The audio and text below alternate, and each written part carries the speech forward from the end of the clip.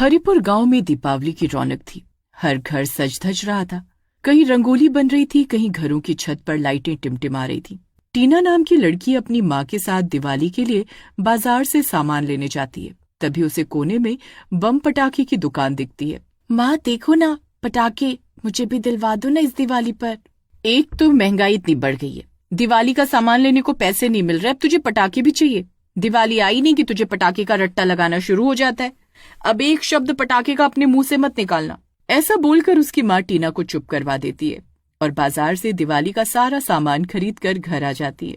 घर आकर टीना की माँ फटाफट अंदर चली जाती है क्योंकि उन्हें खाने की तैयारी भी करनी थी। वहीं एक तरफ जमीन पर बैठकर टीना धीमे धीमे रोने लगती है।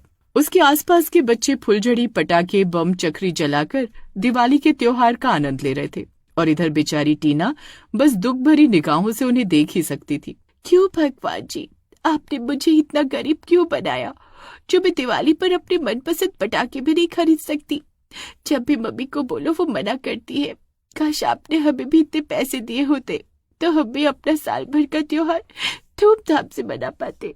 टहलते टहलते और अपनी किस्मत को कोसते हुए वो घर से दूर एक बगीचे में पहुंच जाती है। उसी बगीचे में एक पीपल का पेड़ था जिसमें चुड़ैल बैठा करती थी। उस दिन अकस्मात टीना चुड़ैल के समय पर ही वहां पहुंच गई। चुड़ैल टीना को रोता देखती है तो वो मन ही मन जोर जोर से हंसने लगती है। जिसकी मुझे तलाश थी वो खुद ही चलकर मेरे पास आ गया। क्यों न चलकर देखा जाए क्या हो सकता है इस बार। चुड़ैल पेड़ से नीचे उतरती है। फिर चुड़ैल भोली भाली और मासूम शक्ल बनाकर टीना के पास आती है। अरे क्या हुआ बेटा, तुम खुशी के त्योहार वाले दिन ऐसे क्यों रो रही हो? देखो सब कितने खुश हैं और एक तुम हो जो इस बगीचे में अकेले बैठकर रो रही हो। क्या हुआ मुझे बताओ, क्या पता मैं तुम्हारी कोई मदद कर सकूं। अरे अरे आप तो चुड़ैल हैं, मुझे मारना नहीं, मुझे जाने दो, मुझे मारना नहीं। अरे नहीं बेटा, मैं कोई बुरी चुड़ैल नहीं हूँ। लोगों ने तो बस मुझे बदनाम कर रखा है। मैं भला तुम्हें क्यों मारूंगी? तुमने मेरा क्या बिगाड़ा है? अच्छा बताओ क्या हुआ, तुम उदास क्यों? टीना चुड़ैल की बातें सुनकर थोड़ा संभलती है और सिसकते हुए कहती है, दिवाली पर सब बच्चों के पास पटाखे हैं, बस मुझे छोड़कर। मेरी माँ ने मुझे एक बम नहीं दिलाया। हमारे पास उतने पैसे ही नहीं है कि खाने के अलावा कुछ और खरीद सके। अरे बस इतनी सी बात। अच्छा बता तुझे कौन सा बम चाहिए, मैं देती हूँ। सच में आप मुझे बम दिलाएंगी? हाँ बता तुझे कौन सा चाहिए, जो बोलेगी वही बम तुझे दूंगी। मुझे अनार बम चाहिए, वो भी बहुत बड़ा, जिसे देखकर मेरे सारे दोस्त हैरान रह जाएं। तो तुझे अनार बम चाहिए, मैं देती हूँ, पर ये साधारण अनार नहीं है। इसे जलाएगी तो पूरी दुनिया देखेगी। सच? आप मुझे दे सकती हैं, लेकिन मेरे पास पैसे नहीं है। अरे पगली, पैसे की जरूरत नहीं, ले पकड़। ये अनार पूरे गांव में सबसे बड़ा और सबसे तेज चमकने वाला है। जब इसे जलाएगी पूरा गांव देखेगा। इतना बोलकर चुड़ैल ने अपने झोले से एक बड़ा सा अनार बम निकाला। अनार काले रंग का था। ये तो बहुत अजीब लग रहा है, बाकी अनारों जैसा नहीं है और इसका रंग भी काला है। बाकी अनार तो लाल रंग का होता है और इसमें अजीब सी लाइन भी है। बाकी अनारों से ये बहुत ही अलग दिख रहा है। यही तो इसकी खासियत है।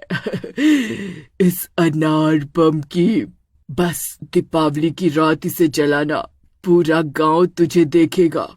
सब बच्चे तेरा अनार देखकर जल उठेंगे, सोचेंगे इतना अच्छा अनार हमें क्यों नहीं मिला। सब तेरे पास आएंगे।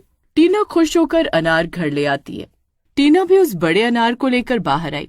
अरे देखो, टीना के पास तो पटाखे थे ही नहीं, ये कहाँ से ले आई? हाँ, ये तो बड़ा सा अनार है, कहीं ये जलते ही फुस ना हो जाए।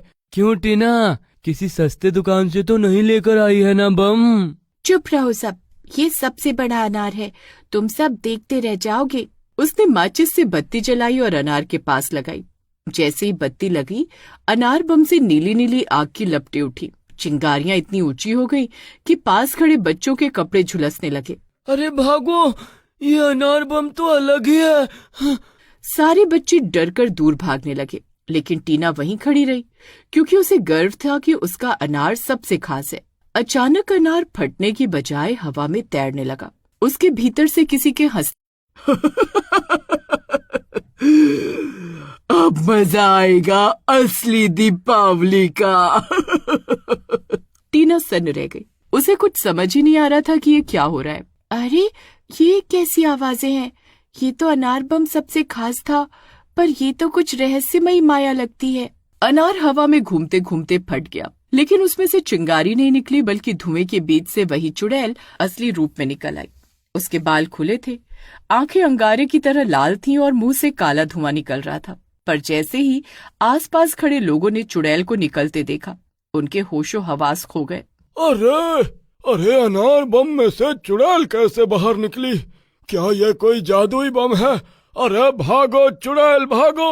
अरे चुड़ैल आ गई, भागो रे! सब लोग अपने अपने घर की ओर भागने लगे। आज कोई नहीं बचेगा। इस गांव ने सालों पहले मुझे पटाखे जलाने से रोका था। अब मैं हर घर को अनार की आग में जला दूंगी। वो अपने हाथ उठाती और हवा में नए नए अनार प्रकट हो जाते। वो अनार अपने आप जल उठते और घरों की छतों पर जाकर फटने लगते। बचाओ, कोई हमें बचाओ! अरे हमारे घर जल रहे हैं, कोई बचाओ हमें! ये कैसा आतंक आ गया हमारे गांव में? हाय रे, कोई तो बचाओ! एक और लोगों के घर जल रहे थे तो वहीं दूसरी ओर खुद लोग आग की लपटों में झुलस रहे थे। वहीं एक बच्ची आग के घेरे में फंसी हुई चिल्ला रही थी, मम्मी, मम्मी, पापा, मुझे बचाओ! लेकिन चुड़ैल लगातार हंस रही थी। इस बार दीपावली मेरी है, मौत की दीपावली! ये आतंक देख टीना रोते हुए अपनी माँ के पास भागी। माँ, मैंने बहुत बड़ी गलती कर दी। मेरी गलती की वजह से पूरा गांव भुगत रहा है। अब मैं क्या करूं? अरे क्या हो गया? तू रो क्यों रही है और ऐसी ऐसी बातें क्यों कर रही है? चुप होकर ठीक से बता। माँ, वो मैं बगीचे में एक चुड़ैल से मिली थी। चुड़ैल ने मुझे ये अनार दिया था, मैंने ही उसे जलाया। तुम बाहर देखो, मैंने सब तहस नहस कर दिया। अरे ना समझ, तुझे कितनी बार कहा था पटाखों के लिए जिद मत करना। अब देख, तेरे पटाखों की जिद के कारण पूरा गांव खतरे में है। माँ, अब क्या करे? वो चुड़ैल सबको मार देगी। वहीं दूसरी तरफ हाहाकार सुनकर गांव का बूढ़ा पुजारी दौड़ते हुए आया। उसके हाथ में गंगा जल से भरा लोटा था। डरो मत, यह चुड़ैल वर्षों पहले इसी पीपल के पेड़ से बंधी थी। दिवाली की रात इसके बंधन ढीले पड़ जाते हैं। आज इसने अनार बम का रूप लेकर खुद को आजाद किया है। अरे तो अब इसे कैसे रोका जाए? इसे इसके ही आग से हराना होगा। पुजारी ने हनुमान चालीसा पढ़ना शुरू किया।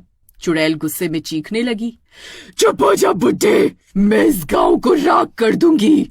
अपनी बची कुची जिंदगी सुख में बिताना चाहता है तो चला जा यहाँ से, वरना मैं तुझे भी जलाकर राख कर दूंगी। भाग जा, अपनी जिंदगी प्यारी है तो। मैं इस गांव को तबाह नहीं होने दूंगा, फिर चाहे मेरी जान ही क्यों ना चली जाए। भगवान ने मुझे सेवा करने के लिए ही भेजा है इस धरती पर। मैं अपना फर्ज अच्छे से निभाऊंगा। मरना तो सभी को है, तो डर के क्यों मरे? पुजारी की बातें सुनकर चुड़ैल को गुस्सा आने लगा। उसने गुस्से में एक और विशाल अनार बनाया और पुजारी की ओर फेंक दिया। लेकिन पुजारी ने गंगा जल छिड़का और अनार बीच हवा में बुझ गया। फिर पुजारी ने चिल्लाकर कहा, हे हनुमान जी की शक्ति, इस दुष्ट को इसकी आग में ही भस्म कर दो। नहीं, नहीं, ये कैसे हो सकता है?